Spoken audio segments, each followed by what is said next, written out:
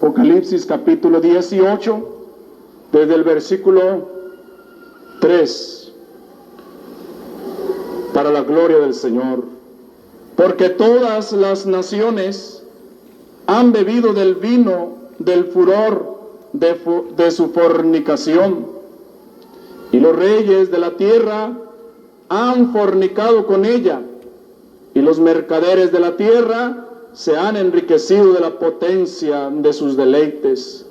Y oí otra voz del cielo que decía: salid de ella, pueblo mío, para que no seáis partícipes de sus pecados, ni recibáis parte de sus plagas, para la honra y la gloria del Señor Jesucristo.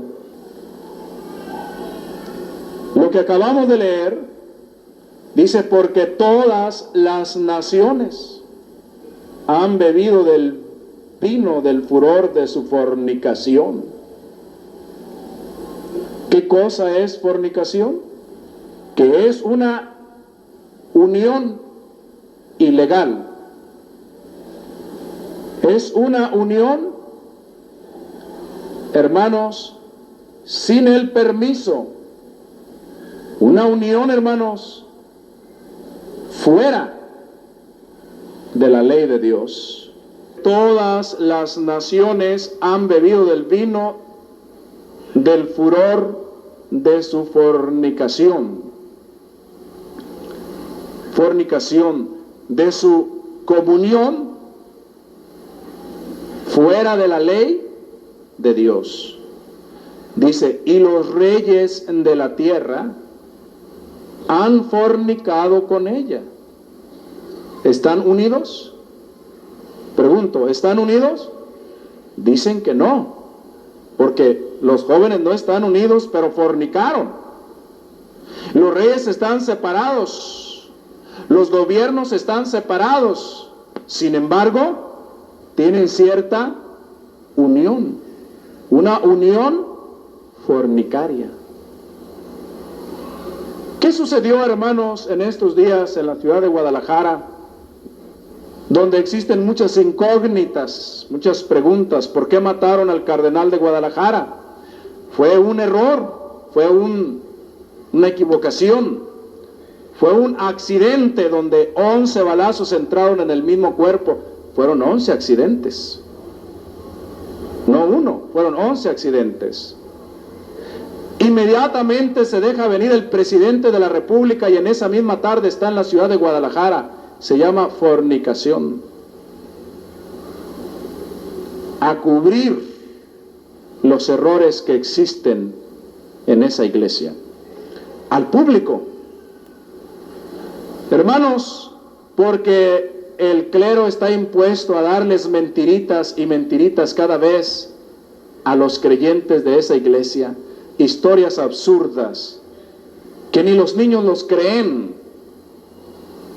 Un accidente en medio de los traficantes y muere el hombre. Fíjate bien la palabra de Dios. La palabra de Dios le llama fornicación cuando nosotros también, teniendo comunión que nos hace cometer agravio a la ley de Dios, y sin el permiso lo hacemos.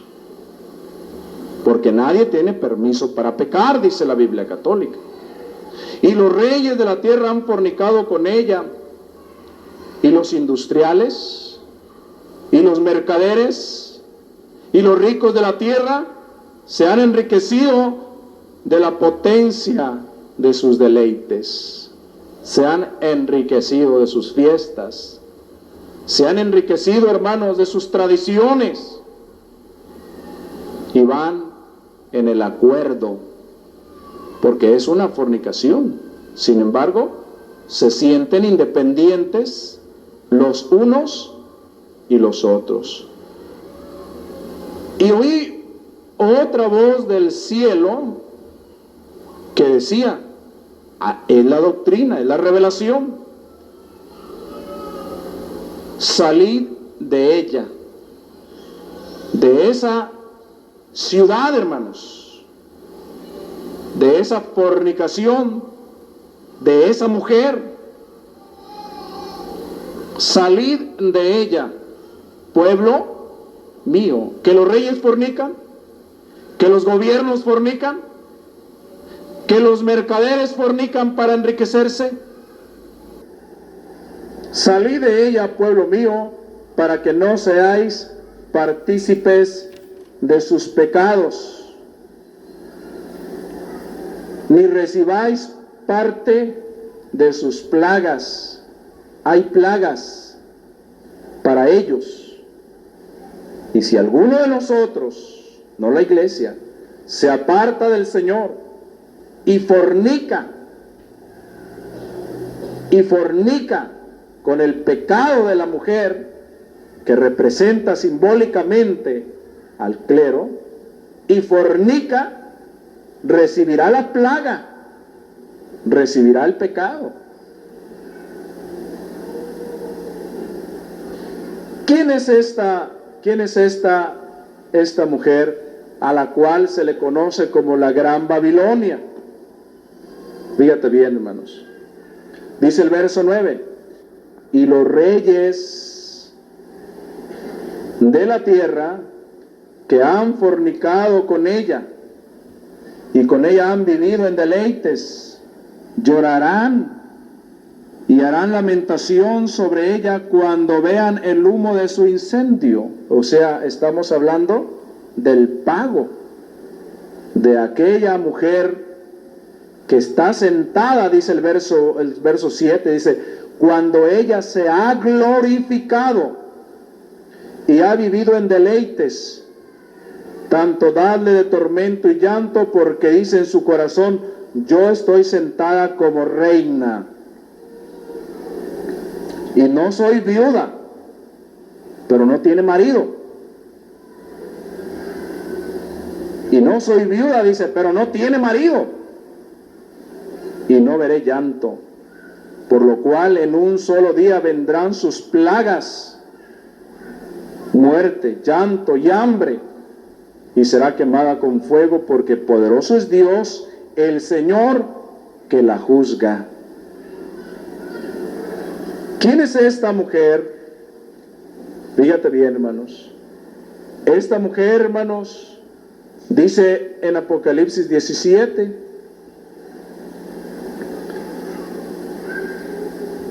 vamos a leerlo desde el versículo 1.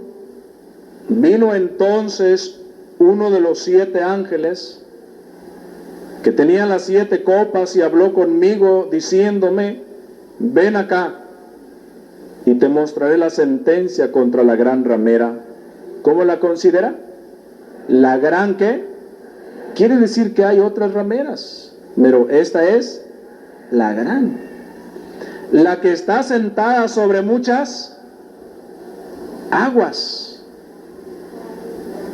Está, hermanos, sentada sobre muchas aguas, con la cual han fornicado los reyes de la tierra, y los moradores de la tierra se han embriagado con el vino de su fornicación. Y me llevó en el espíritu al desierto, y vi una mujer sentada sobre una bestia escarlata, llena de nombres de blasfemia, que tenía 7 cabezas y 10 cuernos.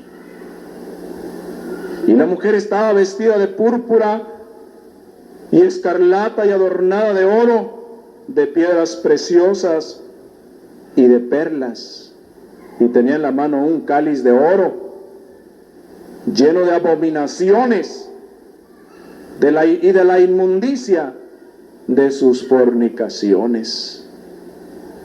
Pero se veía hermosa. ¿Ante quién se ve hermosa? ¿Quién es esta mujer? Dice que está sentada sobre ¿qué? Sobre muchas aguas. Dice el verso 15: aguas que has visto, donde la ramera se sienta, son pueblos, muchedumbres, naciones y lenguas. Fíjate bien, hermanos. ¿Cómo es, hermanos? Si vemos, hermanos, el verso 18 dice, y la mujer que has visto es la gran ciudad que reina sobre reyes de la tierra.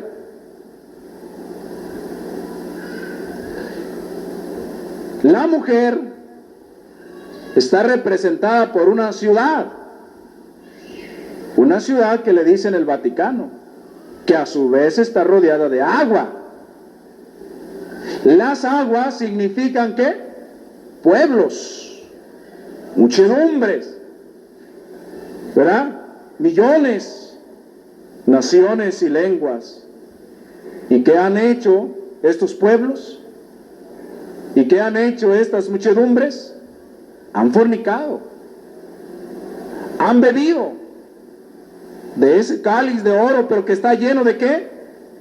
De abominaciones, de inmundicias, de las fornicaciones que cometen.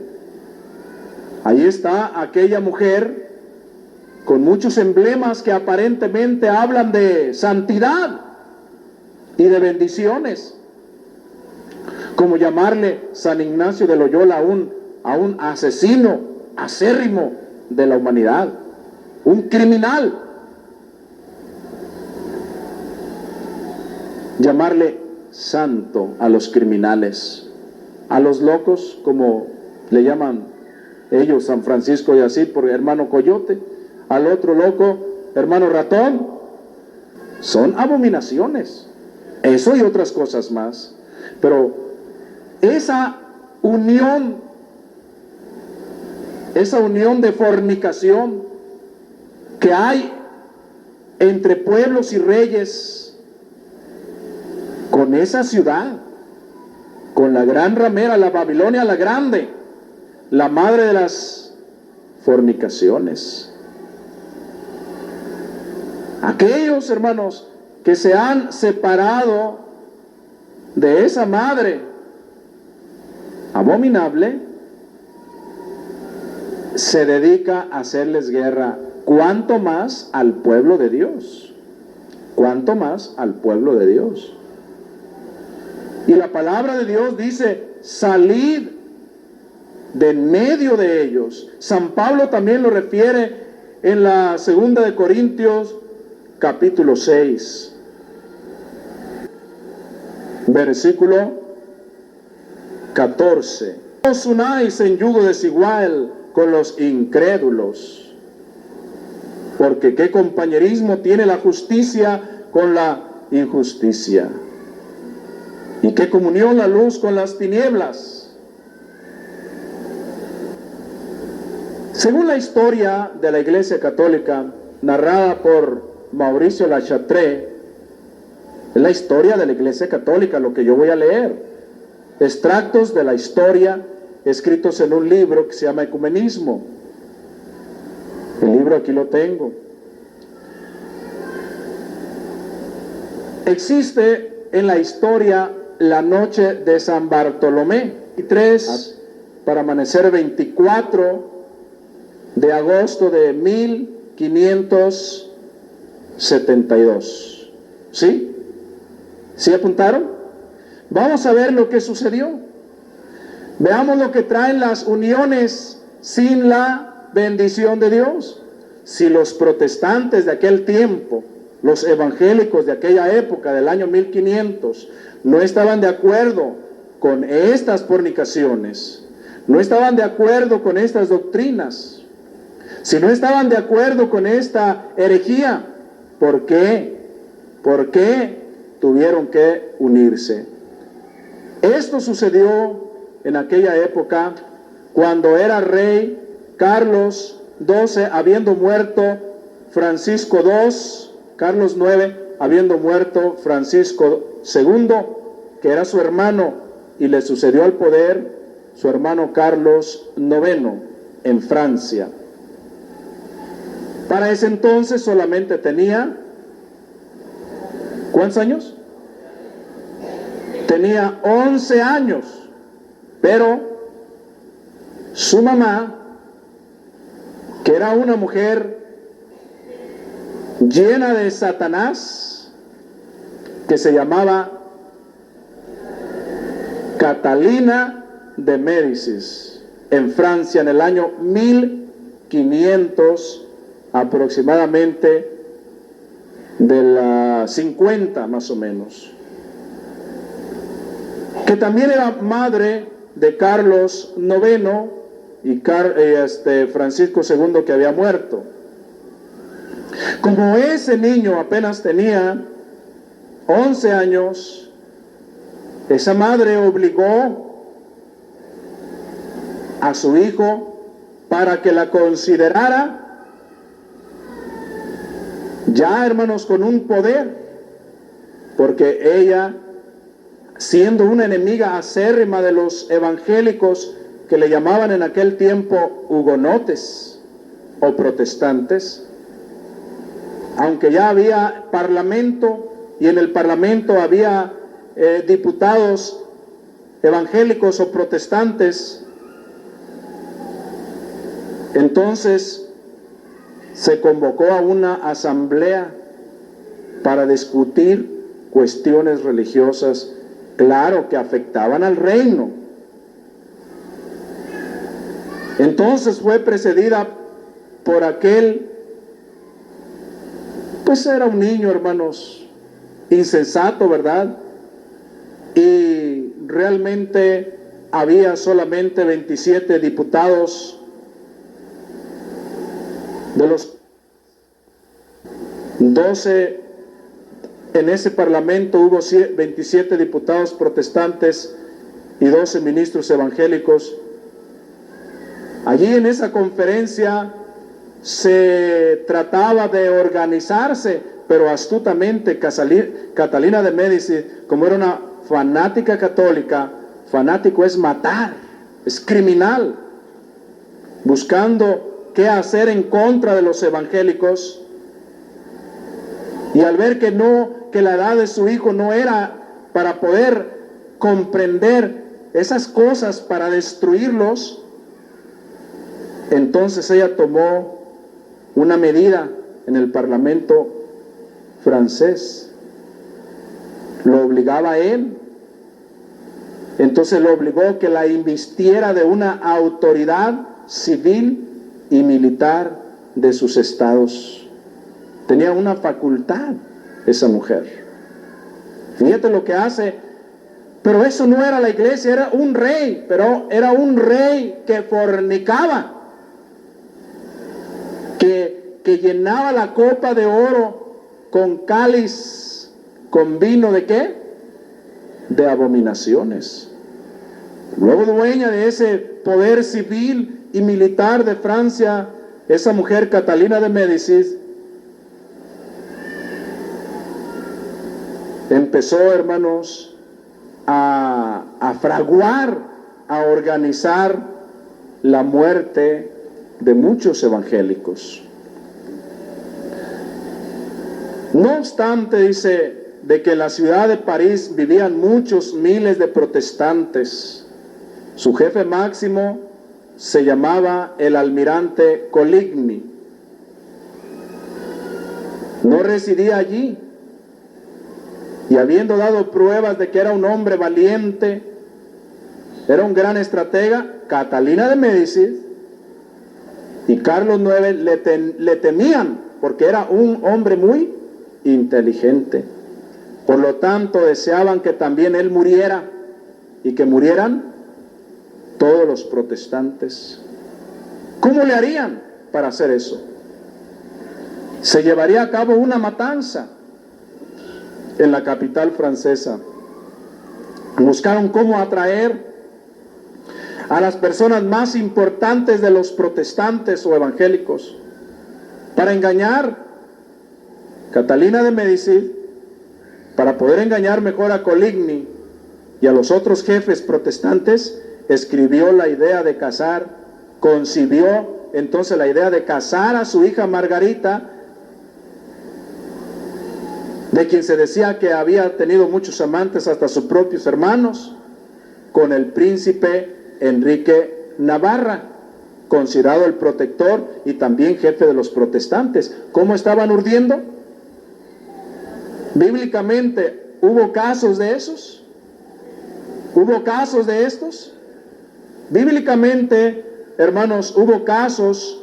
La palabra de Dios dice, hermanos, que un hombre, un profeta falso, indujo, hermanos, y les dijo: vayan, lleven las mujeres más hermosas con los hijos de Israel para que ellos forniquen, y entonces quedarán fuera de la gracia de ¿quién?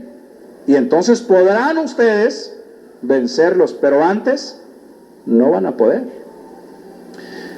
Esta mujer, Catalina de Médicis, tuvo esa idea de casar a su hija Margarita con un príncipe llamado Enrique Navarra, que era considerado protector y también jefe de los protestantes. Y esto, hermanos, estos proyectos de matrimonio llevaron, hermanos, poco a poco, hermanos, a tratar de engañar a todos, hermanos. Estos proyectos de matrimonio desvanecieron por completo la desconfianza de los protestantes, que creyeron ingenuamente que se aproximaba una era de paz para ellos, y gustosos asistieron. Coligny y otros muchos nobles y jefes protestantes a París para presenciar la boda de la hermana de Carlos IX. Y ellos pensaron: tanto que nos han perseguido, tanto que nos han molestado, en 3 meses, ¿cuántos miles de evangélicos mataron, hermanos?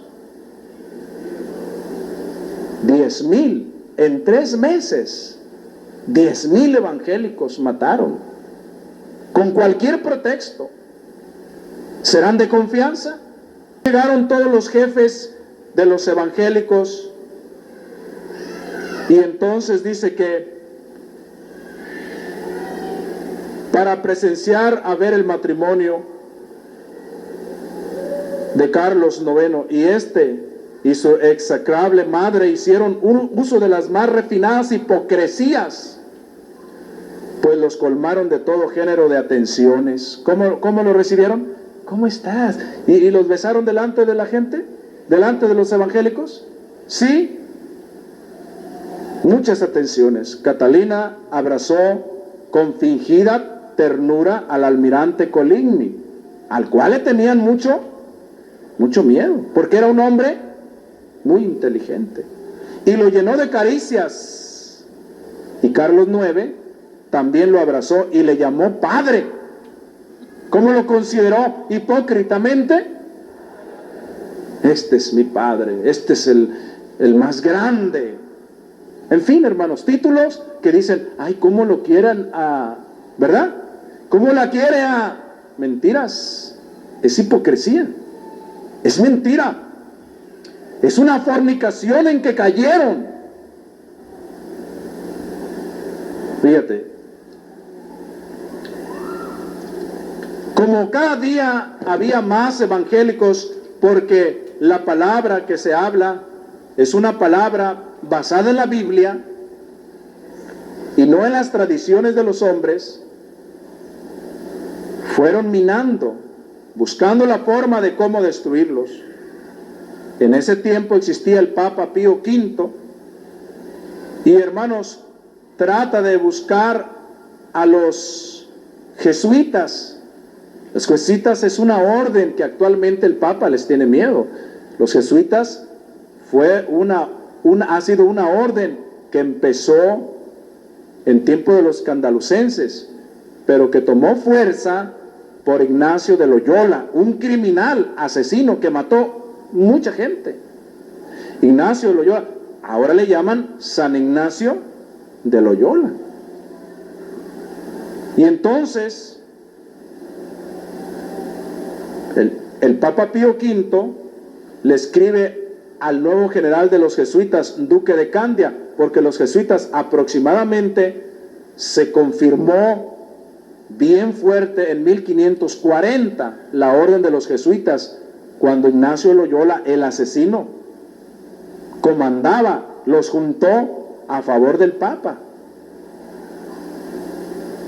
Entonces, se le escribe para que la sociedad de los jesuitas, como la sociedad de los caballeros de Colón. Antes de proseguir, te voy a leer lo que dice el juramento. ¿Qué dirá el juramento de los jesuitas? Así es como juran, yo, y luego dicen su nombre, en presencia del Todopoderoso, de la bienaventurada Virgen María. Esas son las blasfemias para que vean. Este es el juramento de los caballeros de Colón. Así es como juran, yo, y luego dicen su nombre, en presencia del Todopoderoso, de la bienaventurada Virgen María. Esas son las blasfemias para que vean.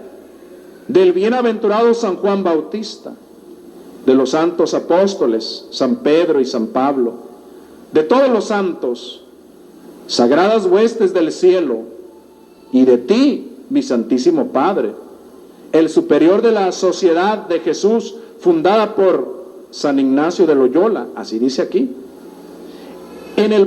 Fíjate lo que fundó San Ignacio de Loyola. Y estoy diciendo San Ignacio porque aquí dice, pero no es San, es criminal, ahorita lo van a ver. Dice, fundada por San Ignacio de Loyola en el pontificado de Paulo III y continuada hasta la presente por el vientre de la Virgen María y la matriz de Dios y el callado de Jesucristo. Declaro y juro que su santidad el Papa es vicerregente de Cristo y que es la única y verdadera cabeza de la Iglesia Católica o universal en toda la tierra, y que en virtud de las llaves para atar y desatar dadas a su santidad por mi Salvador Jesucristo, tiene poder para deponer, fíjate el poder que tiene, para deponer reyes. ¿Qué quiere decir deponer reyes? Quitar. Tiene poder para deponer reyes, herejes, príncipes, estados, comunidades y gobiernos. ¿Por qué creen que el presidente de México rápidamente llegó a Guadalajara? Porque está sujeto. El presidente de México pertenece a otra sociedad llamada Opus Dei, que también es una sociedad encubierta de inteligencia a favor del Papa. El Opus Dei, Caballeros de Colón y los jesuitas y otras más. Fíjate bien. Dice, tiene autoridad para deponer reyes, herejes, príncipes, estados, comunidades y gobiernos y destruirlos. ¿Y qué? ¿Cómo los va a destruir? La paz de Dios sea con ustedes. ¿Sí? ¿Cómo crees que los va a destruir? Sin perjuicio alguno. ¿Qué quiere decir sin perjuicio alguno? ¿Pueden matar? ¿Y tendrán perjuicios? ¿Pueden violar? ¿Pueden asesinar? ¿A eso le llaman santos? A ellos son blasfemias. Y destruirlos sin perjuicio alguno. Por lo tanto, con todas mis fuerzas, defenderé esta doctrina. ¿Con todas mis qué?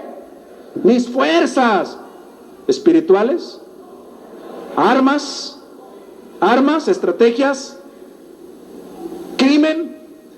Por tanto, con todas mis fuerzas defenderé esta doctrina y los derechos y costumbres de su santidad contra todos los usurpadores heréticos o autoridades protestantes, contra nosotros también, porque estamos considerados protestantes nosotros, especialmente de la iglesia luterana, que fue la que se dividió en aquel tiempo, Martín Lutero, la iglesia luterana de Alemania y Holanda, Dinamarca, Suecia, Noruega y ahora la pretendida autoridad e iglesia de Inglaterra y Escocia y de las ramas de la misma establecidas en Irlanda y el continente americano. Ahora somos nosotros, América del Norte, América Central y América del Sur, y de todos sus adherentes a quien se consideran como herejes y usurpadores, enemigos de la Santa Madre Iglesia Romana. Hoy